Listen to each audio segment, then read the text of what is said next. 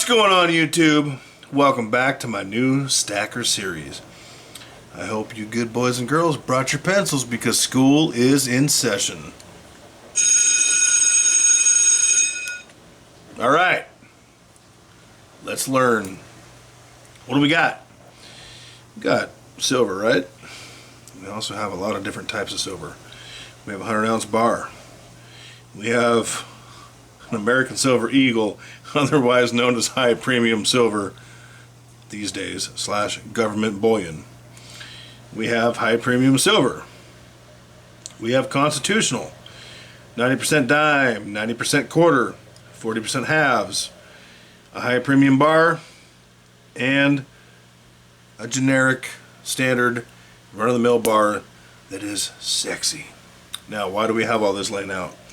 Why don't we have numismatic? Well, because I don't stack numismatic. If you do, I get it. I reserve the right to stack it. I just have not. We have all this silver because they do different things. And at different times in our stacking journey, it makes sense to purchase different types of silver. You know, a lot of people don't like the 100-ounce silver bar. Sure, if it goes to $50 an ounce, which could happen, now you're looking at the tax liability when you sell it. Absolutely. A lot of people believe that 100-ounce bars aren't liquid. Not so much, in my experience. Again, check your local markets, your local LCS, what they like, don't like. Excuse me. Multiple LCSs, your markets. But I think this is a great way to stack silver at a lower premium. I laugh because not that long ago the ASE was the way to go, right? Government bullion. We have the high premium ASE. Now, this really is a dual-sided coin, if you'll forgive the pun. Highly liquid.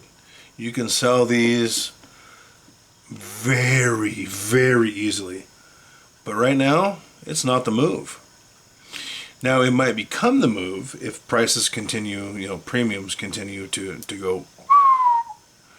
And the reason I say that is because we have seen a few times, one as of late, where people will pay more for these than they're worth. And by worth, I mean worth to most people.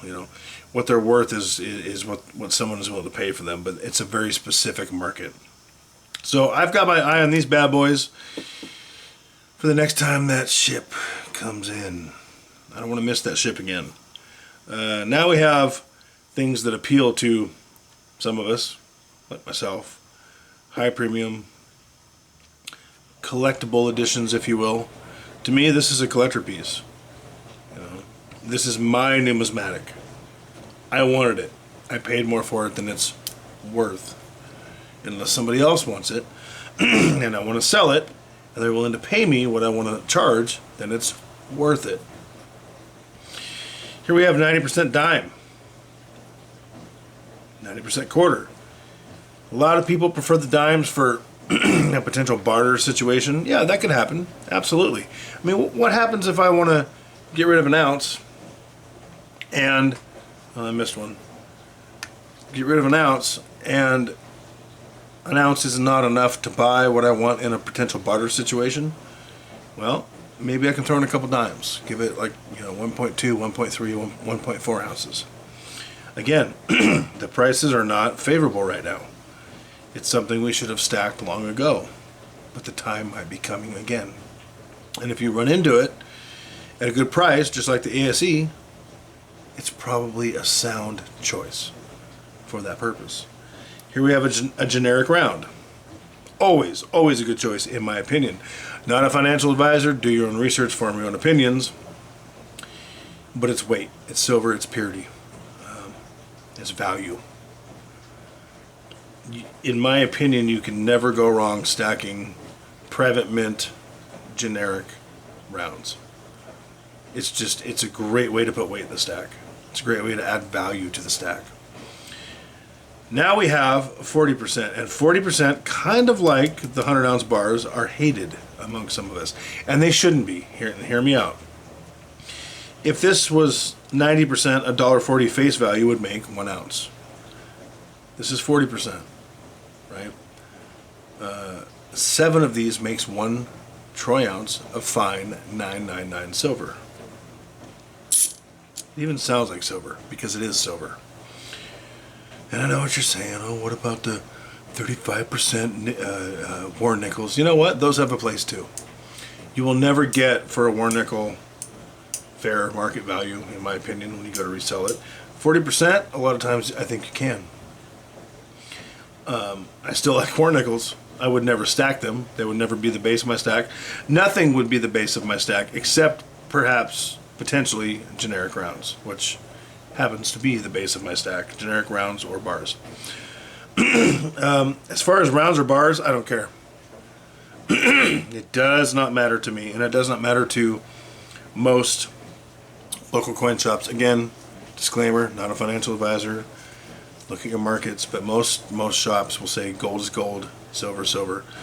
You will get a premium for certain things like an American Silver Eagle or an American Gold Eagle or a Gold Buffalo over a generic, but at the end of the day, metal is metal for the most part. Like I said, you do have a certain market, a certain collectible market for different values that people put value into, and price will reflect that. But it's a smaller market, and you have to find that market and really do your work. Not to say it's a bad thing, absolutely not. I mean, if you're stacking, you're winning. I've said it before, I'll say it again. I don't care what you're stacking. Stack what you like to stack. Stack what makes sense for your budget. Stack what you want to have. I personally would get a base stack, a foundation stack of generics, of weight, maybe a little bit of government bullion. Probably not the ASCs right now. Maybe the Cook Islands or Britannias, even though they milk spot, or the Maple Leafs, something like that. But I would have a little bit of everything. I would have some bars for weight. I would start with bullion bars, and I would go to these bars that might have a collectability value to certain people.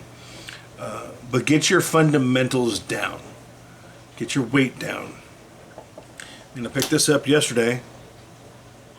Yeah, today's still Tuesday. Yesterday, for a spot. I mean, just a hair above spot. It's weight. It's silver. It's value. It's money.